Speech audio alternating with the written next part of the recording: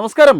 അമേരിക്കയെ സംബന്ധിച്ചിടത്തോളം അത്ര നല്ല സമയമാണോ ഇതെന്ന് ചോദിച്ചാൽ അത്ര നല്ല സമയമല്ല. പ്രത്യേകിച്ചും ഇന്ത്യയിൽ നിന്നും മറ്റ് ലോകരാജ്യങ്ങളിൽ നിന്നും യൂറോപ്പിൽ നിന്നുമൊക്കെ ലഭിക്കുന്ന ഒരു സ്വീകരണം അത്ര നല്ല ഒരു സ്വീകരണമല്ല അമേരിക്കയെ സംബന്ധിച്ചിടത്തോളം. അമേരിക്കയുടെ പ്രത്യേകിച്ചും ട്രംപ് വന്നതിന് ശേഷം അമേരിക്കയുടെ ഒരു സ്വഭാവത്തിൻ്റെ പ്രശ്നം കാരണം തന്നെയാണ് ഇതൊക്കെ ഉണ്ടായത്. ഇനി അവിടെ നിന്ന് നേരെ ഇറാനിലേക്ക് പോയാൽ പശ്ചിമേഷ്യൻ യുദ്ധം ഏകദേശം അവസാന റൗണ്ടിലേക്ക് നീങ്ങുകയാണ്. എങ്ങനെയെങ്കിലും ഈ പ്രശ്നം പരിഹരിക്കാം എന്ന് ഇരു രാജ്യങ്ങളും വിശ്വസിക്കുന്ന ഒരു ഘട്ടമാണ്. ഈ ഘട്ടത്തിലാണ് ട്രംപിൻ്റെ നേതൃത്വത്തിൽ ട്രംപിൻ്റെ ഒരു ആകസ്മികമായ ആക്രമണം ബന്ദർ അബ്ബാസിലേക്ക്, ഇറാൻ്റെ തെക്കൻ നഗരമായ ബന്ദർ അബ്ബാസിലേക്ക് നടന്നത്. അവരുടെ മിസൈൽ ലോഞ്ചിങ് സൈറ്റൊക്കെ ആക്രമണത്തിന് ഇരയാക്കി എന്നൊക്കെയാണ് അറിയാൻ കഴിയുന്നത്. ആക്രമണത്തിന് ഇരയാക്കി അത് പൂർണ്ണമായി നശിപ്പിക്കുകയും ചെയ്തു എന്നാണ് അമേരിക്കയുടെ അവകാശവാദം. എന്തായാലും അവരുടെ സൈനിക താവളം നശിപ്പിച്ചു എന്നും മിസൈൽ ലോഞ്ചിങ് പേടൊക്കെ നശിപ്പിച്ചു എന്നൊക്കെ പറയുന്ന അവകാശവാദത്തെ ഇറാൻ പൂർണ്ണമായും തള്ളിയിരിക്കുകയാണ്. നല്ല രീതിയിൽ അതിനെ പ്രതിരോധിക്കാൻ കഴിഞ്ഞു എന്നാണ് ഇറാൻ പറയുന്നത്. എന്തായാലും ഇതിൻ്റെ പൂർണ്ണമായ സത്യാവസ്ഥ ഇനി വരേണ്ടിയിരിക്കുന്നു. എന്തായാലും ഇത്തരത്തിലൊരു ആക്രമണം നടന്നു. ഈ ആക്രമണം ഈ ചർച്ചയെ, സമാധാന ചർച്ചയെ എങ്ങനെ ബാധിക്കും എന്നൊരു ആശങ്ക ലോകത്തിനുണ്ടായിരുന്നു. എന്തായാലും അത്തരത്തിൽ ഒരു പ്രശ്നമൊന്നും ഈ ആക്രമണവുമായിട്ട് ഇല്ല എന്നാണ് ഇപ്പോൾ അറിയാൻ കഴിയുന്നത്. അതിനെ കാര്യമായ രീതിയിൽ തന്നെ പ്രതിരോധിക്കാൻ കഴിഞ്ഞതുകൊണ്ട് തന്നെ ഇറാൻ അത്യാവശ്യം സന്തോഷത്തിലാണ്. അമേരിക്കയെ സംബന്ധിച്ചിടത്തോളം അമേരിക്ക ഇതിൽ പരാജയപ്പെട്ടാണ് ഈ ഒരു സമാധാനത്തിലേക്ക് നയിക്കുന്നത്, സമാധാനത്തിലേക്ക് പോകുന്നത് എന്ന് ഒരിക്കലും ലോകരാജ്യങ്ങൾ അറിയാൻ പാടില്ല എന്ന ഒരു ആഗ്രഹമാണ് ഇതിൻ്റെ പിന്നിൽ. അതുകൊണ്ടാണ് ഈ തെക്കൻ നഗരമായ ബന്ദർ അബ്ബാസിലേക്ക് അമേരിക്ക ഒരു ആക്രമണം നടത്തിയത് എന്നാണ് പറയപ്പെടുന്നത്. അതോടൊപ്പം തന്നെ ഇറാൻ ചില ആവശ്യങ്ങളൊക്കെ മുന്നോട്ട് വയ്ക്കുന്നുണ്ട് ഈ സമാധാനവുമായി ബന്ധപ്പെട്ട്. ഒന്ന്, ഇറാൻ്റെ ഈ യുറേനിയം നേർപ്പിക്കുകയോ അല്ലെങ്കിൽ ഇറാൻ്റെ യുറേനിയം റഷ്യയിലേക്ക് മാറ്റാം എന്നാണ് അവർ പറയുന്നത്. അമേരിക്കയെ സംബന്ധിച്ചിടത്തോളം ഒന്നുകിൽ അത് വളരെ നേർപ്പിച്ച് വളരെ നല്ല രീതിയിൽ സമാധാനപരമായി ഉപയോഗിക്കാൻ പറ്റുന്ന രീതിയിലാക്കണം, അല്ലെങ്കിൽ ഇത് അമേരിക്കയിലേക്ക് മാറ്റണം എന്നാണ് അമേരിക്ക പറയുന്നത്. ഇസ്രായേൽ ആകട്ടെ ഇത് പൂർണ്ണമായും നശിപ്പിച്ച് കളയണം എന്നാണ് പറയുന്നത്. എന്തായാലും ഇറാൻ ഈ കാര്യത്തിലൊന്നും സമ്മതിച്ചിട്ടില്ല. ഇറാൻ വേണമെങ്കിൽ ഇത് റഷ്യയിലേക്ക് മാറ്റാം എന്നാണ് ഇപ്പോൾ പറഞ്ഞിട്ടുള്ളത്. എന്തായാലും ഇതുമായി ബന്ധപ്പെട്ട കൂടുതൽ ചർച്ച ഉടൻ തന്നെ പരിഹാരമുണ്ടാകില്ല എന്ന് ഇറാൻ തന്നെ പറഞ്ഞിട്ടുണ്ട്.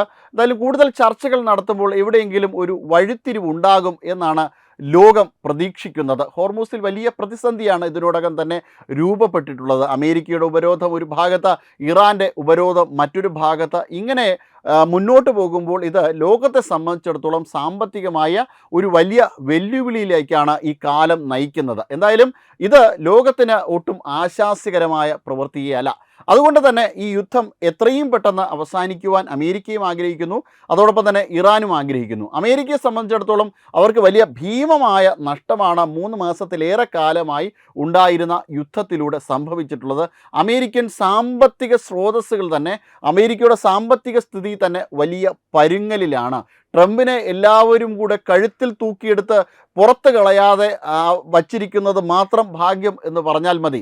അത്രമേൽ വഷളാണ് അമേരിക്കയുടെ സാമ്പത്തിക സ്ഥിതി. ട്രംപ് ഉണ്ടാക്കി വെച്ച ഈ പ്രശ്നമാണ് ഇതിനെല്ലാത്തിനും കാരണമെന്നാണ് ഒന്നടങ്കം ആൾക്കാരും പറയുന്നത്. ഇതോടനുബന്ധിച്ച് വെനസ്വേലയിൽ ട്രംപ് ഉണ്ടാക്കിയ പ്രശ്നവും യൂറോപ്പിനെ വെറുപ്പിച്ചതുമൊക്കെയും വലിയ ചർച്ചാ വിഷയമാണ് അമേരിക്കയെ സംബന്ധിച്ചിടത്തോളം. അതോടൊപ്പം ഇപ്പം മറ്റൊരു കാര്യവും കൂടി ഇതിൻ്റെ ഇടയിലേക്ക് കുത്തിത്തിരുകുവാൻ വേണ്ടിയിട്ട് ട്രംപ് ശ്രമം നടത്തുന്നുണ്ട്. അത് എബ്രഹാം കരാറാണ്. ക്രിസ്ത്യാനിയെയും ഇസ്ലാമിനെയും സംബന്ധിച്ചിടത്തോളം അവരുടെ പൂർവികനായിട്ടുള്ള, അവരുടെ മതങ്ങളുടെ തുടക്കക്കാരനായിട്ടുള്ള അബ്രഹാമിൻ്റെ പേരുള്ളതാണ് ഈ അബ്രഹാം കരാർ.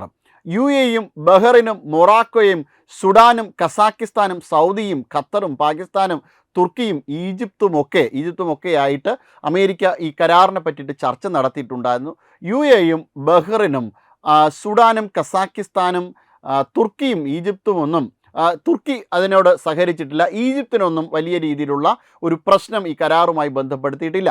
സൗദി അറേബ്യയ്ക്കും തുർക്കിക്കും ഇതിനോട് യോജിക്കുവാനേ കഴിയില്ല. കാരണം ഈ അബ്രഹാം കരാറിൽ പറയുന്നത് ഇസ്രായേലിനെ അംഗീകരിക്കണം എന്നാണ്. ഇസ്രായേലിനെ അംഗീകരിക്കാൻ, ഒരു രാജ്യമെന്ന നിലയിൽ അംഗീകരിക്കാൻ സൗദിക്കും തുർക്കിക്കും സാധ്യമല്ല. എർദോഗൻ്റെ നേതൃത്വത്തിൽ അവിടുത്തെ ജനസംഖ്യാപരമായിട്ടും അവർക്ക് തുർക്കി ആയാലും സൗദിക്കായാലും ഇസ്രായേലിനെ അംഗീകരിക്കാൻ കഴിയില്ല. അതോടൊപ്പം തന്നെ പാലസ്തീനെ സംബന്ധിച്ചിടത്തോളം പാലസ്തീൻ ഒരു രാജ്യമായി മാറണം എന്ന ആഗ്രഹവും ഇവർക്കുണ്ട്. അതുകൊണ്ടൊക്കെ തന്നെ ഇതിന് വലിയ രീതിയിലുള്ള ഒരു പ്രശ്നം ഇതിന് ഉണ്ട്. അതൊക്കെ ഈ കരാറിനെ സാരമായ രീതിയിൽ ബാധിക്കാനിടയുണ്ട്. എന്തായാലും ട്രംപ് കൊണ്ടുവന്ന കരാറാണ് ഇത് പൂർണ്ണമായും ഫലവത്താകുവാൻ ട്രംപ് ആഗ്രഹിക്കുന്നുണ്ട്. പക്ഷേ ഈ നേരത്തെ സൂചിപ്പിച്ചതുപോലെ അമേരിക്ക ലോകത്തിൻ്റെ പല രാജ്യങ്ങളെയും വെറുപ്പിച്ചതുപോലെ ഇപ്പോൾ മധ്യേഷ്യയും വെറുപ്പിച്ചിരിക്കുകയാണ്. ഈ കരാറും കൂടെ ഇതിൻ്റെ ഇടയിൽ കുത്തിത്തിരുകാൻ നടന്നാൽ തീർച്ചയായും അമേരിക്കയ്ക്ക് വലിയ നഷ്ടം ഇനിയും ഉണ്ടാകും എന്നുള്ള കാര്യം ഉറപ്പാണ്. കാരണം അമേരിക്ക ഇപ്പോൾ ലോകരാജ്യങ്ങൾക്ക് അത്ര വലിയ ഭയമൊന്നുമില്ല. ചൈന വളരെ ട്രിവിയലായിട്ട് വളരെയധികം നിസ്സാരവത്കരിച്ചാണ് ട്രംപിനെ കണ്ടത്. നമ്മൾ ദൃശ്യങ്ങളൊക്കെ നോക്കുമ്പോൾ ഈ ട്രംപും അതോടൊപ്പം തന്നെ സി ജിൻപിങ്ങും തമ്മിലുള്ള ചർച്ചയിൽ ട്രംപിൻ്റെ കസേര വളരെ താഴെയാണ്. അവിടുത്തെ സോഷ്യൽ മീഡിയ ട്രംപിനെ കണക്കറ്റ് കളിയാക്കുകയും ചെയ്തു. ഇനി ഇന്ത്യയിലേക്ക് വന്നാൽ മാർക്കോ റൂബിയോ ഇവിടെ ആർക്കും വേണ്ടാതെ തെണ്ടിത്തിരിഞ്ഞ് നടക്കുന്നു എന്ന് പറഞ്ഞാൽ പോലും അതിശയോക്തിയില്ല. ആരോടും ഒരു രീതിയിലും മാർക്കോ റൂബിയോട് ആരും തന്നെ സഹകരിക്കുന്നില്ല. മാർക്കോ റൂബിയോയുടെ മുഖം കണ്ടാൽ തന്നെ വലിയ വിഷമാവസ്ഥയിലാണ് മാർക്കോ റൂബിയോ ഇരിക്കുന്നതെന്ന് നമുക്ക് കണ്ടാൽ മനസ്സിലാകും. അത്തരത്തിലാണ് ഇപ്പോൾ ഇന്ത്യയിൽ നിന്ന് കിട്ടുന്ന പ്രതികരണം. ചൈന ആയിക്കോട്ടെ അമേരിക്കയോട് പറഞ്ഞത് നിങ്ങൾ അവസാനിക്കാൻ പോകുന്ന സമ്പദ് വ്യവസ്ഥയാണ് എന്നാണ്. ഇന്ത്യയോട് ആ പ്രതികരണം ചൈനയ്ക്കില്ല.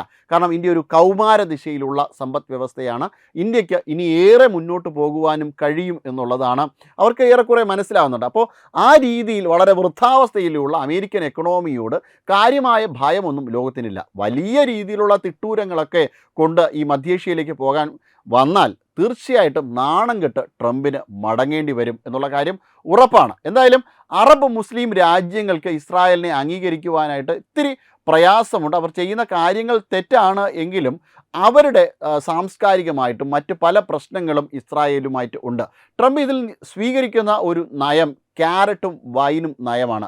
എങ്ങനെയെങ്കിലും ഈ പ്രശ്നം ഒന്ന് പരിഹരിച്ചെടുക്കണമെന്നും എന്നും സമാധാനപരമായിട്ട് ലോകം മുന്നോട്ട്, അതായത് ഇറാൻ്റെ ഒരു ഭീഷണിയില്ലാത്ത ആണവ ഭീഷണിയില്ലാത്ത ഒരു ലോകത്തെ സൃഷ്ടിച്ചെടുക്കണമെന്നൊക്കെയാണ് ആഗ്രഹമെന്നാണ് ട്രംപ് പറയുന്നത്. എന്തായാലും അവരിതിനെ അംഗീകരിക്കുവാനായിട്ട് മുഴുവനായിട്ടും അംഗീകരിക്കുവാൻ തയ്യാറായിട്ടില്ല. എന്തായാലും കൂടുതൽ ചർച്ചകൾ വരുമ്പോൾ എന്തായാലും ഒരു സമവായം ഉണ്ടാകും എന്നാണ് പ്രതീക്ഷിക്കുന്നത്. ഈ സമവായത്തിലൂടെ ലോകത്തിനെ മറ്റൊരു ദിശയിലേക്ക് മാറ്റിയെടുക്കാം എന്നും ട്രംപ് ആഗ്രഹിക്കുന്നുണ്ട്. എന്തായാലും ഇനിയെങ്കിലും സമാധാനപരമായിട്ട് മുന്നോട്ട് പോയാൽ അമേരിക്കയ്ക്കും ഇസ്രായേലിനല്ല കാര്യമായ രീതിയിൽ തന്നെയാണ് ഈ പ്രശ്നത്തിൽ ഇടപെട്ടത്. കാരണം ഇസ്രായേലിനെ സംബന്ധിച്ചിടത്തോളം ഇറാൻ നടത്തിയ പല നീക്കങ്ങളും ഇസ്രായേലിനെ നശിപ്പിക്കാൻ വേണ്ടിയിട്ടാണ്. 2040 ഇറാനെ ഭൂമുഖത്ത് തന്നെ അപ്രത്യക്ഷമാക്കുക എന്നതാണ് ഇറാൻ്റെ ലക്ഷ്യം. അപ്പോൾ ഈ തരത്തിലാണ് ഇറാൻ നീക്കങ്ങൾ നടത്തിയിട്ടുണ്ടായിരുന്നത്. അതുകൊണ്ട് തന്നെ ഇസ്രായേലിനെ സംബന്ധിച്ച് അവർക്കൊരു ന്യായമുണ്ട്. പക്ഷേ അമേരിക്കയെ സംബന്ധിച്ചിടത്തോളം ഒരു ന്യായവുമില്ല. ലോകത്തിൻ്റെ പല ഭാഗങ്ങളിലും അമേരിക്ക ഈ നീക്കങ്ങളൊക്കെ തന്നെയാണ് നടത്തിയിരുന്നത്. എന്തായാലും ചർച്ചകൾ പുരോഗമിക്കുന്നതോടെ ഈ പ്രശ്നം പരിഹാരത്തിലേക്ക് എത്തും എന്നൊക്കെയാണ് വിശ്വസിക്കുന്നത്. ഇറാനെ സംബന്ധിച്ചിടത്തോളം അവർ റഷ്യയിലേക്ക് മാറ്റുവാൻ തയ്യാറായിട്ടുണ്ട്. ഇസ്രായേലും ഇത് സമ്മതിച്ചിട്ടില്ല. ഏതെങ്കിലും സുരക്ഷിതമായ സ്ഥലത്തേക്ക് ഒന്നുകിൽ മാറ്റുക, അല്ലെങ്കിൽ ഇത് പൂർണ്ണമായും നശിപ്പിക്കുക എന്നതാണ് അമേരിക്കയുടെ ലക്ഷ്യം. ഇസ്രായേലിനെ സംബന്ധിച്ചത് പൂർണ്ണമായും നശിപ്പിക്കുക എന്നത് തന്നെയാണ് ലക്ഷ്യം. എന്തായാലും വരും സമയങ്ങളിൽ ഇതുമായി ബന്ധപ്പെട്ട ചർച്ചയുടെ പൂർണ്ണമായ വിവരങ്ങൾ നമുക്ക് ലഭ്യമാകുന്നതാണ്. ഇപ്പോൾ തൽക്കാലം ഈ ചർച്ച ഏകദേശം പോസിറ്റീവായ രീതിയിൽ തന്നെയാണ് മുന്നോട്ട് പോകുന്നത്. പ്രത്യേകിച്ച് വലിയ പ്രശ്നങ്ങളൊന്നുമില്ല. ഫലപ്രദമായ ഒരു തീരുമാനം ഉണ്ടാകുക തന്നെ ചെയ്യും. Web desk Tatwamayi news. HIV അണുബാധ സന്തോഷപൂർണമായ ഒരു ജീവിതത്തിന് തടസ്സമല്ല. HIV അണുബാധയ്ക്ക് ഫലപ്രദമായ ചികിത്സ ഇന്ന് ലഭ്യമാണ്. ഇതിന് യഥാസമയം അണുബാധ കണ്ടെത്തുന്നതും കാലേക്കൂട്ടി ചികിത്സ നടത്തേണ്ടതും അത്യാവശ്യമാണ്.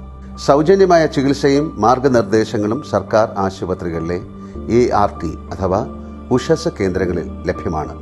ആരോഗ്യ സംരക്ഷണം ഓരോരുത്തരുടെയും ഉത്തരവാദിത്തമാണ്.